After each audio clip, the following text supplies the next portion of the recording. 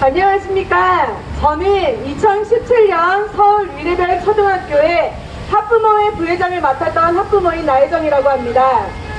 2017년 서울 위례별 초등학교 학부모회 임원으로 활동을 하다가 현재는 체교사 문제로 피해를 받아 이사를 했고 아이도 전학을 한 상황입니다. 사실 이 자리에 서기까지 말로 표현할 수 없을 정도로 많이 아팠고 제게도 용기가 필요했습니다.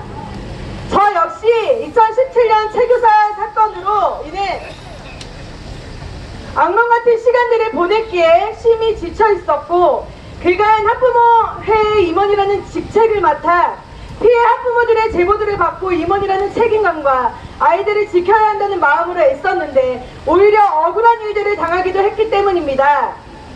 사건의 경위를 간단히 정말 많은 경위가 있지만 많이 추스렸고 이 자리의 빌미로 처음으로 이렇게 얘기하러 나왔습니다. 이해해 주십시오. 조금 길어도. 저 역시 쉽게 이 자리에 나올 수 없었음을 고백합니다. 사건의 경위를 간단히 설명하면 다음과 같습니다. 지난 2017년 7월 27일 체교사가 본교에서 기자를 불러 성소수자, 동성애자에 대한 지지를 상징하는 무지개 깃발 배지를 가슴에 부착하고 페미니즘이라고 쓴 티를 입고 온라인 매체인 다페이스에서 페미니즘이 최고라는 내용의 인터뷰를 한 일이 있었습니다. 서울 위례별 초등학교를 밝힌 인터뷰였기에 공교육 교사가 퀴어 축제 배지를 달고 나와 초등학교 어린이들에게 페미니즘 교육을 하겠다고 인터뷰한 모습은 학부모들에게 충격적일 수밖에 없었습니다. 그뿐만 아니라 체교사가 5학년과 6학년 영어 수업 시간에 아이들에게 퀴어 축제 영상을 보여줬다는 것을 알게 된 본교 학부모들이 큰 충격을 받았습니다. 충격은 또 거기서 끝나지 않았습니다. 정교조 체교사의 책상 파티션에는 남자는 다 짐승, 그렇다면 남자에게 필요한 것은 여성의 몸이 아닌 목줄입니다 라는 글귀와 더불어 퀴어 축제에 관련된 용품들 등 초등학교 공교육 교사의 책상의 두 개에 부적절한 것들이 부착되어 있는 것도 학부모들에게 알려지게 되었습니다. 잘 아시겠지만 남자에게 필요한 것은 목줄이라는 문구는 2016년에도 논란이 되었던 것으로 남성을 잠재적 범죄자로 표현하는 부적절한 표현이라 어린이와 청소년의 품성과 정서에 부정적 영향을 미칠 수 있어 서울 메트로 광고 판정에서도 불가 판정을 내려 기사까지 났던 문구이기도 합니다. 또한 그녀의 파티션에는 남성과 남성이 가정을 이루고 있는 모습이나 남자가 남자에게 뽀뽀를 하는 그림도 붙여 있는데 그것에 오가는 초등학교 아이들이 볼 수밖에 없을 것입니다. 성소수자들이나 그들의 인권을 무시해서가 아니라 아직 성 정체성이 형성되지도 않은 초등학교 아이들 대상으로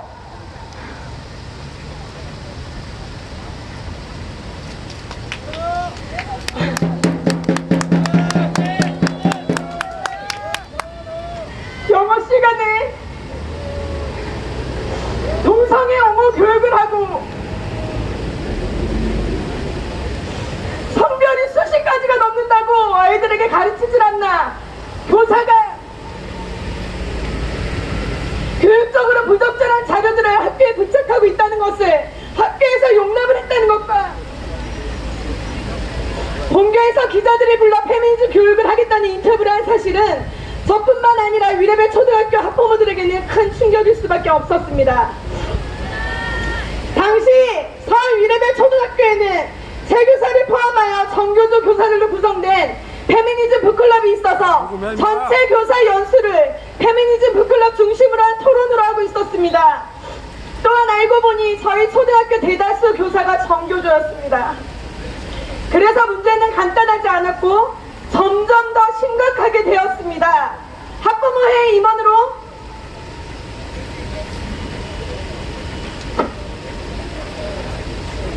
활동하다 보니 피해를 입은 엄마들은 당연히 학부모회로 연락들을 해왔습니다.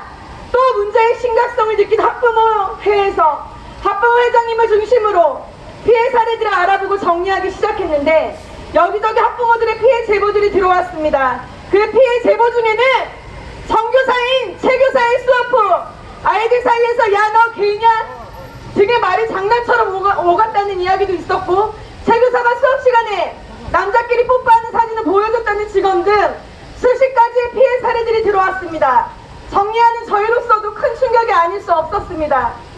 최교사에 대해서 알아볼수록 더 충격이 컸는데, 피해 학부모들이 SNS 검색을 하다 보니 해시태그 내가 메갈이다 와 남성 남혐이나 메갈 관련된 글들을 리트윗 해둔 것들을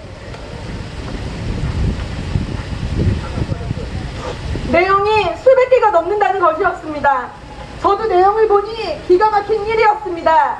또한 최 교사는 트위터도 여러 개의 계정을 가지고 있어서 자신의 공식적인 계정에는 나름 품위를 지키려고 노력하나 세컨 계정에서는 공교육 교사로서 상상할 수 없는 언행을 하고 있어 이중적인 교사의 모습에 학부모들의 충격은 계속 클 수밖에 없었습니다.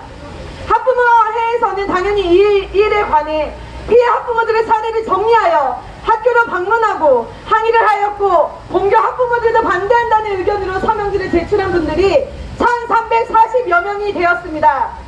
교육감에게는 제출된 명단들을 확인하셔도 전원 다 위례별 초 학부모들의 서명이 확인하실 수 있을 것입니다.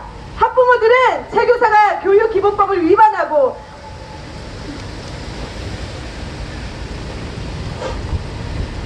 무분별한 인터뷰나 활동의 노출로 인해 타 학교의 학부모들이나 단체들로도 알려진 항의를 받으니 서울 위례별 초등학교의 어린이들을 위험에 노출되게 되는 상황을 맞게 된 상황으로 판단하여 학부모 대위원회의 회의까지 걸쳐 2017년 8월 23일 간담회를 가지게 이르렀습니다. 전국에 있는 어느 학부모가 동성애자를 지지하는 퀴어 축제 행사장에서 나누는 무지개 깃발, 배지와 페미니즘 틱을 입고 초등학교에서 페미니즘 교육을 해야 한다고 말하는 정교조 최교사의 말을 지지할 수 있을지요? 또 최교사는 담당 교과가 영어입니다. 상식적으로 학부모들의 영어 시간에 영어를 공부하는 것을 원하지 동성애 옹호 교육이나 최교사 개인의 평양적인 사상을 가르치는 것을 원하지 않습니다. 2017년 8월 23일 간담회 때 예상과 달리 최교사는 나오지 않았고, 학교에서는 거듭해서 최교사가 너무 아파서 병원에 입원 중이라 오지 못해 죄송하다고 했습니다. 학부모들의 항의가 거세자 학교에서는 학부모님들이 우려하시는 교육은 안 할 거라고 했습니다. 그런데 병원에 있다는 최교사는 그날 무엇을 하고 있었는 줄 아십니까? 최교사는 간담회당에 거짓말을 하고 병가를 낸 채 학부모들을 비우는 양 왕복 7시간 거리인 대구로 가서 재미있는 페미니즘 교육이라는 타이틀로 강의를 하고 있었고, 그 후에도 활발한 활동을 하고 다녔습니다. 그러면서 조선일보와 전학연 등으로 자신이 피해를 받았다면서 고발을 하고 있는 것입니다. 다음은 최 교사가 자신의 트위터에 쓴 글인데요. 그녀는 트위터나 기사에는 공식적으로 일명 마중물쌤으로 통합니다. 최 교사는 혐오 세력들아, 너희들이 역사에서 어떤 역할을 하고 있는지 잘 보렴. 사실 학교에서 페미니즘 공론화는 아무리 혁신학교라 해도 전면화되기 역부족이었는데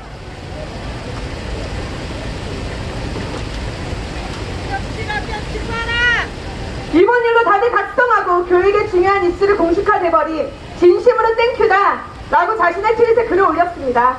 정교조 최 교사는 피해를 당한 것이 아니라 오히려 페미니즘이 공교육으로 이슈화되기엔 역부족이었는데 이 일로 인해 공론화되었다면서 비웃는 내용의 글을 그대로 올린 것입니다. 이 일 후에 최 교사에게는 팔로워들이 더 많아졌고 각종 페미니즘 강의나 언론 인터뷰며 연재, 책들을 써내는 등의 활동을 더 활발하게 하였습니다. 그 외에도 마치 페미니즘 교육을 했다가 억울한 일을 당한 피해 교사처럼 인터뷰들을 하고 다녔습니다. 국회 교육위원회의 위원이 전희경 위원이 병원 중 위반 사례들에 대해서도 해명하라고 최 교사에게 자료들을 요청했으나 불응했고, 오히려 전희경 위원님을 언론 플레이로 공격했으며 2018년도 교육부 국정감사 때는 최 교사와 위례별 초등학교의 무더기 전학 84명에 대한 이야기가 언급되기도 했습니다. 2017년과 2018년 2년째 교육부 국정감사에 나온 이슈가 바로 위례별 초등학교와 체교사입니다. 그런데 이상한 일은 어느새 체교사의 수업을 항의했던 학부모들은 일부 학부모로 지칭하며 학부모의 임원들이 허위사실을 유포했다는 헛소문이 사실처럼 돌고 있는 것이었습니다. 학교에서는 죄송하다는 입장의 가정통신문을 전학 부모님들에게 보냈고 거듭해서 체교사가 아프다고 변명했으나 이후에도 체교사는 병가 중에도 포스터들을 뇌에 걸면서 강연을 다녔고 학교는 감싸주고 있었습니다. 그때만 생각하면 지금도 억장이 무너집니다.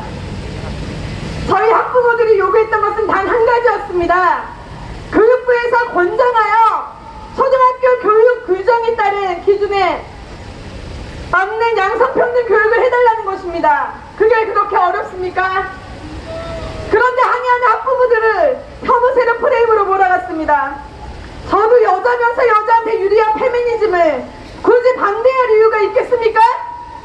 하지만 초등학교 아이들을 상대로 한 이런 교육을 학부모들이 찬성할 수는 없는 것입니다. 사실 정치적인 문제로까지 번져 있어서 어떻게 말씀을 드려야 하는지도 모르겠지만 본인이 잘못하고 반성하기는커녕 조선일보나 서당경을 고발하고 교실을 자신의 운동장으로 삼을 뿐만 아니라 사법부의 눈을 가리려는 체교사의 행태에 관해 이대로 놔둔다면 우리나라 교육계의 미래가 어둡지 않겠습니까? 지금의 피해자는 저희처럼 당한 학부모입니다.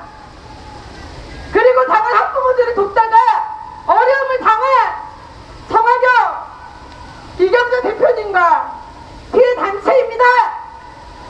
이 피해가 더 이상 체교사와 정교조를 통해 다음 세대 공교육까지 이어지지 않기를 바랍니다. 긴 글 들어주셔서 너무 감사합니다.